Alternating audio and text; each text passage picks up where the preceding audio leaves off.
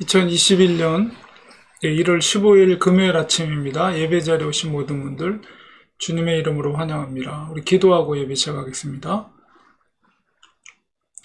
하나님 아버지 감사합니다. 오늘도 복된 한 날 허락해 주시고 예배 자리에 저희들을 불러주셨습니다. 예배를 통해서 주님의 은혜를 체험하고 하나님의 음성을 듣는 시간 되기 원합니다.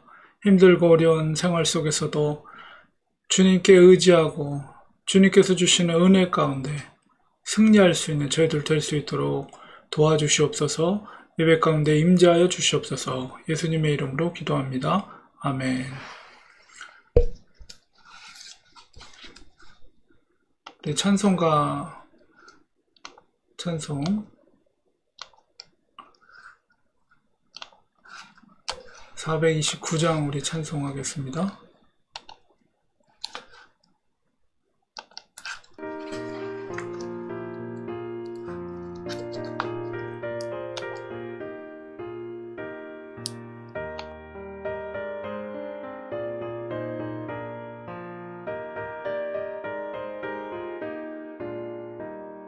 세상 모든 풍과 너를 흔들어 약한 마음 낙심하게 될 때에 내려주신 주의 복을 세어라. 주의 크신 복을 내가 알리라. 받은 속을 세어봐라. 그 주신 복을 내가 알리라. 받은 복을 세어보아라. 주의 크신 복을 내가 알리라. 세상 근심 걱정 너를 누르고 십자가를 등에 지고 나갈 때 주가 내게 주신 복을 세어라. 두려움 없이 항상 찬송하리라. 받은 속을 세어봐라. 그 주신 복을 내가 알리라. 받은 복을 모두 세어보아라. 주의 크신 복을 내가 알리라.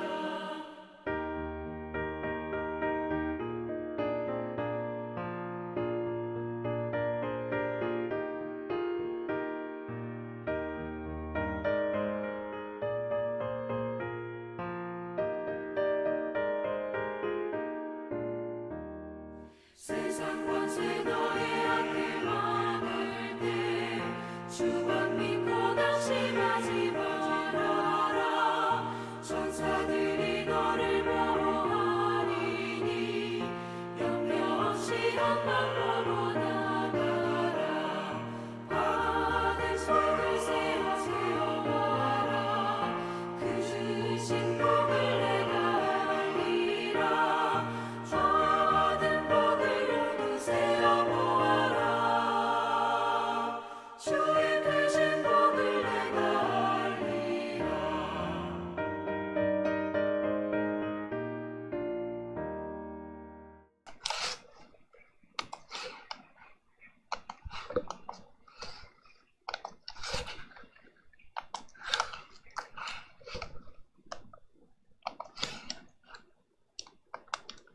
우리 하나님의 말씀 보겠습니다. 사무엘하 21장 1절에서 9절 말씀 보겠습니다. 다윗의 시대에 해를 거듭하여 3년 기근이 있으므로 다윗이 여호와 앞에 간구하매 여호와께서 이르시되 그는 사울과 피를 흘린 그의 집으로 말미암음이니 그가 기브온 사람을 죽였음이니라 하시니라. 기브온 사람은 이스라엘 족속이 아니요 그들은 아모리 사람 중에서 남은 자라. 이스라엘 족속들이 전에 그들에게 맹세하였거늘 사울이 이스라엘과 유다 족속을 위하여 열심히 있으므로 그들을 죽이고자 하였더라. 이에 왕이 기브온 사람을 불러 그들에게 물으니라. 다윗이 그들에게 묻되 내가 너희를 위하여 어떻게 하랴? 내가 어떻게 속죄하여야 너희가 여호와의 기업을 위하여 복을 빌겠느냐 하니 기브온 사람이 그에게 대답하되 사울과 그의 집과 우리 사이의 문제는 은금에 있지 아니하오며 이스라엘 가운데에서 사람을 죽이는 문제도 우리에게 있지 아니하니이다 하니라. 왕이 이르되 너희가 말하는 대로 시행하리라. 그들이 왕께 아뢰되 우리를 학살하였고 또 우리를 멸하여 이스라엘 영토 내에 머물지 못하게 하려고 모해한 사람의 자손 7사람을 우리에게 내주소서. 여호와께서 택하신 사울의 고을 기브아에서 우리가 그들을 여호와 앞에서 목매어 달겠나이다 하니 왕이 이르되 내가 내주리라 하니라. 그러나 다윗과 사울의 아들 요나단 사이에 서로 여호와를 두고 맹세한 것이 있으므로 왕이 사울의 손자 요나단의 아들 무비보셋은 아끼고 왕이 이에 아야의 딸 리스바에게서 난 자 곧 사울의 두 아들 알모니와 무비보셋과 사울의 딸 메렙에게서 난 자 곧 무훌랏 사람 바르실레의 아들 아드리엘의 5 아들을 붙잡아 그들을 기브온 사람의 손에 넘기니 기브온 사람이 그들을 산 위에서 여호와 앞에 목매어 달매 그들 7사람이 동시에 죽으니 죽은 때는 곡식 베는 첫날 곧 보리를 베기 시작하는 때더라.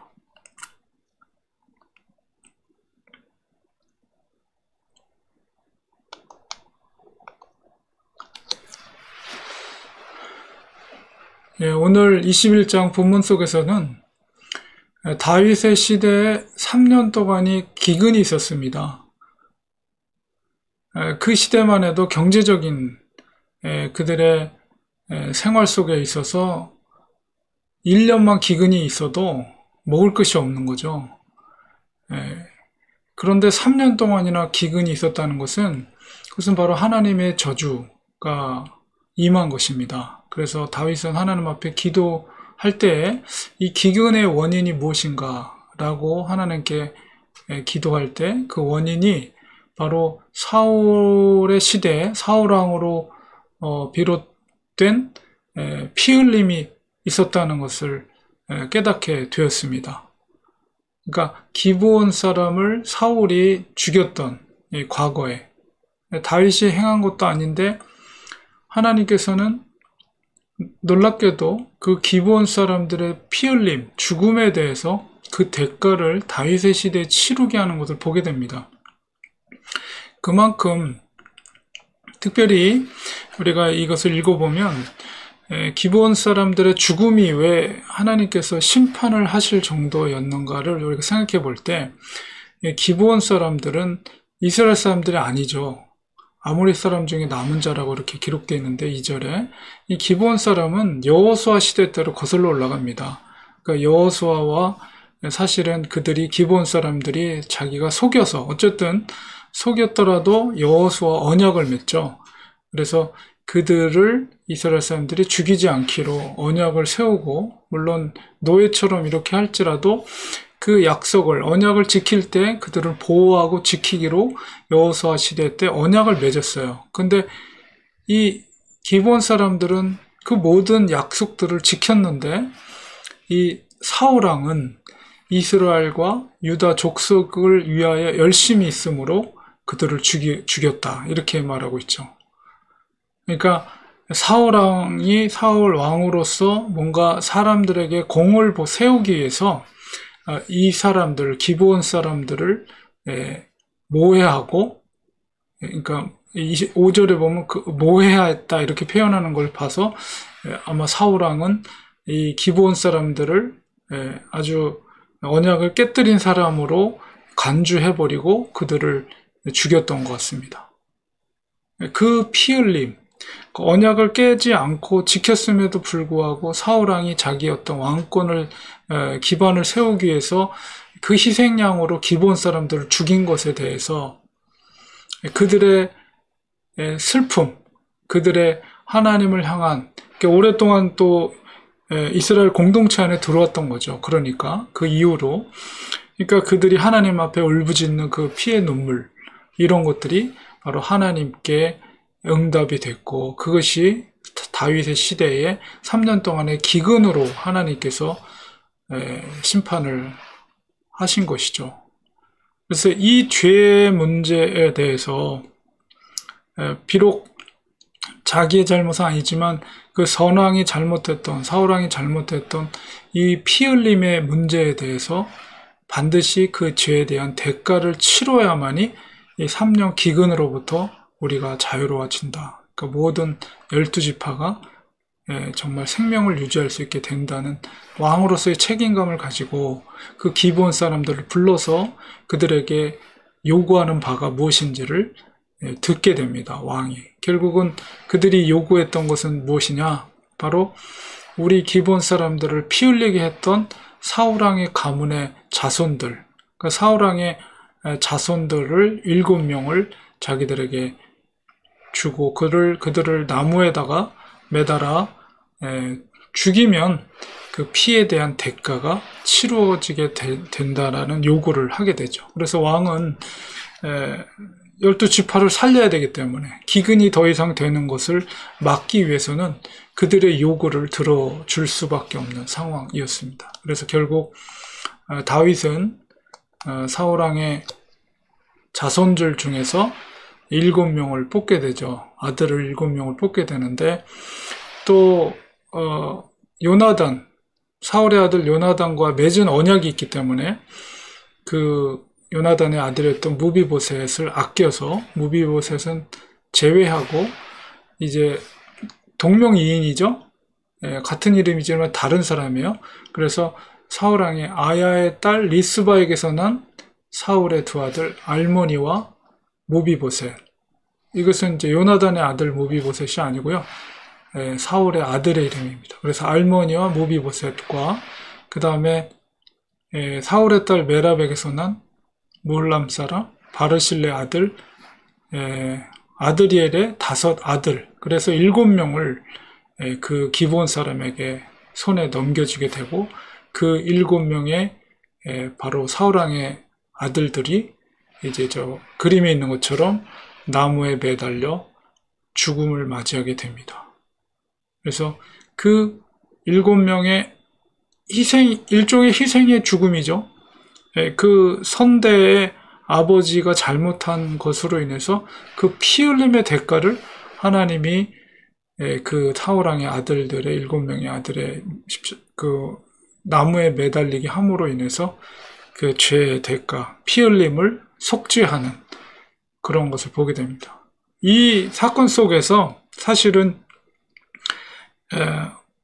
예수님의 십자가 대속의 죽음에 대한 그 복음적인 메시지가 담겨져 있는 거예요. 언약을 깨트린 사울왕의 죄를 그리고 죄의 문제를 해결하기 위해서는 반드시 동일한 피 흘림, 그것도 나무에 매달려서 나무에 매달린다는 것은 저주 가운데 거한다는 것이거든요. 바로 예수님께서 왜 십자가에 매달려 있는가, 이런 복음적인 메시지가 이 속에 담겨져 있는 거죠. 저들이 7명의 사울왕의 자손의 7명이 죽은 거는 그의 선조가 잘못한 죄의 대가지만 예수님께서 죽으심은 죄 없으신 분이 죽으신 거잖아요. 이건 정말 놀라운 은혜죠. 예수님의 죽으심은 정말 죄 없으신 분이 우리가 짊어져야 될 죄의 대가를 대신 지우심으로 말미암아 속죄의 희생 양이 되신 거예요. 주님께서. 결국 이스라엘 전체를 구원하기 위해서 다윗 왕은 결단을 내리고 7명의 희생 제물을 드릴 수밖에 없었던 것처럼 하나님 아버지께서는 우리를 구원하기 위해서 독생자 그리스도 죄 없으신 예수님을 나무에 매달려 죽게 하심으로 우리가 구원의 길이 열리게 된 것입니다. 이 구약의 역사 속에서도 이 대속의 죽음, 희생의 죽음, 피 흘림의 죽음, 이 속에서 복음의 메시지를 우리가 깨달을 수가 있는 것이죠. 죄사함은 꼭 반드시 피 흘림을 통해서, 피 흘림이란 바로 생명의 대가의 희생을 통해서 속죄함을 얻게 된다는 것이죠.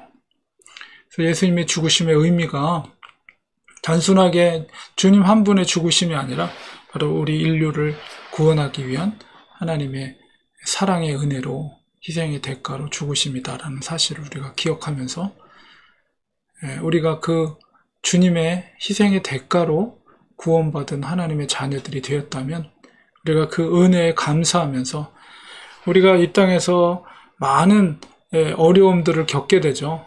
질병의 문제, 물질적인 문제, 아니면 자녀의 문제, 많은 문제가 있지만은 사실 하나님으로부터 우리가 받은 그 예수 그리스도의 속죄의 그 은혜를 생각할 때 우리가 이 땅에서 사는 많은 문제들은 아무것도 아닙니다. 아무것도 아니에요. 우리가 그런 믿음을 가지고 내가 이 땅에서 설령 내가 죽는 한이 있더라도 정말 주님을 위해서, 주님이 나를 위해서 죽으신 것처럼 우리도 주님을 위해서 죽는다면, 그런 각오로 살아간다면 우리가 하나님의 사람으로서 이 땅에서 하나님 앞에 쓰임받을 수 있는 그런 하나님의 제자들이 될 수가 있는 것입니다. 그 믿음을 가지고 우리도 복음의 은혜를 받은 자로서 기꺼이 주님이 걸어가신 그 십자가의 길, 희생의 길을 걸을 수 있는 우리가 되기를 원합니다. 기도하겠습니다. 하나님, 다윗 왕은 12지파를 구원하기 위해 7명의 사울왕의 자녀들을 희생하게 하였습니다. 주님은 우리를 구원하기 위해서 죄 없으신 그분께서 십자가에 매달려 죽으셨습니다. 그 구원의 은혜를 입은 자로서 이 땅에 사는 동안에 어떤 어려움이 있을지라도 그것을 걱정 근심하는 것이 아니라 주님의 대속의 은혜를 받은 자로서 우리들도 주님이 걸어가신 그 십자가의 길을, 좁은 길을 걸어갈 수 있게 하시고 희생의 삶을 사는 저희들이 될 수 있도록 도와주시옵소서. 예수님의 이름으로 간절히 기도합니다. 아멘. 이 시간에 우리 같이 기도하겠습니다. 우리 복음을 위해서 사는 그리스도인이 되게 하소서. 예수 그리스도의 십자가의 대속의 죽음을 우리가 은혜를 받은 자로서 이 땅에서 하나님께 보답을 해드릴 수 있는 예수 그리스도를 닮아가는 참된 제자가 되게 하여 주시옵소서. 많은 어려움들이 있지만은 그러나 믿음으로 우리가 십자가를 바라볼 때 아무것도 아닙니다. 코로나 아무것도 아닙니다. 우리 죽을 병 걸려도 아무것도 아닙니다. 죽음의 권세를 이기신 예수 그리스도를 바라보면서 우리 하루하루 하나님의 기쁨 될 수 있도록 주님이 걸어가신 그 길을 걸 수 있도록 도와주시옵소서. 위해서 기도하기 원합니다. 이 시간에 또 사랑하는 성도들 위해서 기도하겠습니다. 또 코로나 질병으로 고통당 중에 있는 우리 박 집사님 가정을 위해서 계속 기도해 주시고 우리 임 집사님 후유증 없이 건강하게 회복될 수 있도록 우리 탐 성도님과 또 마이클 성도님을 위해서 기도해 주시고 데이빗 집사님 가정을 위해서 기도해 주시고 우리 어려운 시기지만 또 일터 또 우리의 삶의 터전 속에서도 하나님이 함께하여 주시기를 간절히 기도하는 우리가 되기 원합니다. 우리가 믿음으로 하루하루 살아가는 정말 사명자의 길을 걸을 수 있는 저희들이 될 수 있도록 도와주시옵소서. 이런 기도 제목으로 합심하여 간절히 기도하겠습니다. 주님, 이 시간에 주님 앞에 간절히 기도합니다. 저희들 연약하고 부족하지만은 아버지여 주님을 의지하며 날마다 승리하는 삶을 살기 원합니다. 이 땅에서 살면서 우리가 예기치 못한 많은 어려움들을 만나게 되지만 우리가 믿음으로 나아갈 때 그래서 얼마든지 우리는 이겨나갈 줄 믿습니다. 아버지여 십자가를 바라보며 천국의 삶 소망을 바라보며 살아가는 저희들 되게 하여 주옵소서. 어떤 고난과 역경 속에서라도 우리가 믿음의 흔들림 없이 예수 그리스도를 바라보며 십자가를 바라보며 걸어갈 수 있는 저희들 될 수 있도록 하나님 도와주옵기만을 간절히 바라고 원하옵나이다. 사랑하는 우리 박 집사님 가정을 위해 기도합니다. 박성구 집사님 또 박정환 집사님과 우리 제임스, 티모시 아버지 하나님께서 붙들어 주셔서 아버지여 그 질병으로부터 완전히 자유함을 얻게 하여 주시옵시고 잘 견뎌나갈 수 있도록 하나님 도와주시옵소서. 우리 임길려 집사님, 아버지 탐성도님 회복 중에 있사옵나이다. 후유증 가운데 힘들고 어렵습니다. 하나님께서 붙잡아 주셔서 잘 이겨낼 수 있도록 도와주시고, 우리 마이클 우리 성도님 주님께서 붙잡아 주셔서 연약한 몸을 붙들어 주시고 하나님의 영광을 위해서 쓰임 받을 수 있는 인생이 될 수 있도록 도와주시옵소서. 데이비드 성도님 우리 집사님 가정도 주님께서 붙들어서 하나님의 영광을 쓰임 받을 수 있도록 인도하여 주시옵소서. 아버지여 주님께 붙들림 받게 하여 주시옵소서. 사랑하는 성도들 가정마다 하나님 지켜주시고 일터마다 지켜주시고, 아버지 하나님 믿음으로 날마다 영육간의 강건함으로 승리할 수 있는 우리 사랑하는 성도들 될 수 있도록 도와주시옵소서. 날마다 믿음으로 살아가는 저희들 될 수 있도록 도와주시옵소서. 우리 자녀들을 지켜주옵시고, 아버지와 자녀들이 우리가 섬기는 하나님, 우리 자녀들도 믿음으로 섬겨나가고 하나님의 영광을 쓰임받을 수 있는 귀한 자녀들 될 수 있도록 하나님 축복해 주옵기만을 간절히 바라고 원합니다. 아버지와 주님 붙들어 주옵시고, 날마다 하나님을 의지하며 기도하며 말씀과 기도로 우리가 영육간의 강건함으로 승리의 삶을 살아가는 저희들 될 수 있도록 도와주옵소서. 하나님 우리에게 맡기신 아버지와 복음의 사명, 아버지의 믿음의 사명 잘 감당하는 저희들 될 수 있도록 하나님 축복하여 주옵기만을 간절히 바라고 원합나이다. 주님 돌봐 주시옵소서. 은혜 베풀어 주시옵소서. 예수님의 이름으로 간절히 기도드립나이다. 아멘. 이 시간 축도로 예배 마치겠습니다.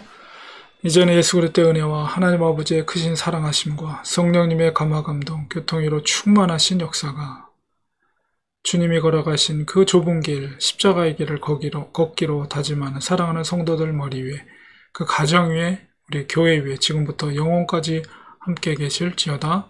아멘. 예배를 마쳤습니다. 오늘 금요일입니다. 우리 11시에 또 성경 통독 있습니다. 우리 같이 성경 읽어 나가시고 또 기도로서 날마다 우리가 믿음으로 승리하는 우리 성도님들 되시기를 간절히 축원드립니다. 수고하셨습니다. 감사합니다. 내일 아침 또 7시 45분에 예배 자리에서 뵙도록 하겠습니다. 고맙습니다.